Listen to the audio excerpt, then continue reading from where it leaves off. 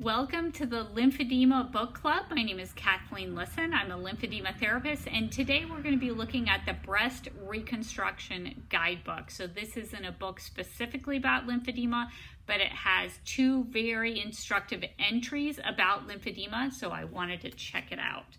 So the first one comes on page 13, and they are talking about axillary lymph node dissection. And I really appreciate that they wrote this into the book because it's common knowledge for lymphedema therapists, but I don't think it's so much common knowledge for people after and during breast cancer treatment.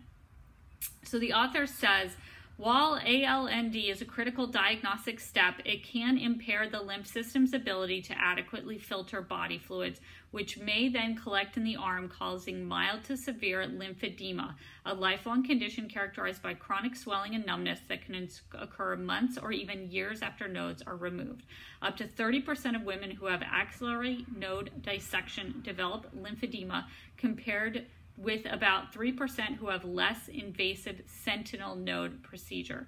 Radiating the lymph nodes also increases the risk for lymphedema. However, some research involving patients with positive sentinel nodes shows that radiating the axillary lymph nodes is as effective as removing them and lowers the risk of lymphedema. So this is very important information to have, and it's so that you can understand that the actions that were taken during your breast cancer treatment may either lower or increase your risk for lymphedema. So this gives you the tools that you need to be on the lookout for symptoms of lymphedema and go ahead and get that referral to the lymphedema therapist sooner rather than later.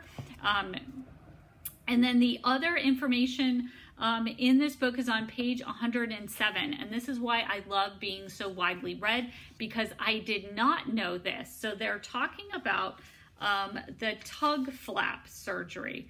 So the tug flap is the transverse upper gracilis flap. If you carry more weight in your thighs than in your abdomen, a tug flap may be a good option. It's a secondary reconstructive choice when the abdomen isn't an available donor site.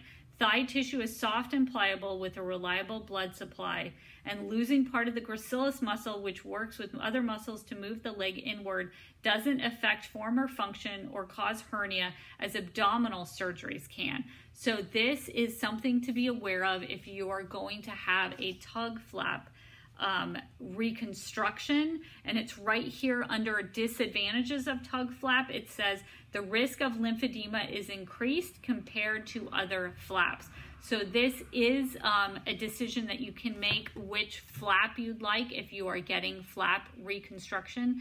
And if you are looking at that decision, I think the Breast Reconstruction Guidebook would be a really great resource for you to go ahead and have on your shelf and read, so you can take this information to your surgeon and make an educated decision together about your breast reconstruction.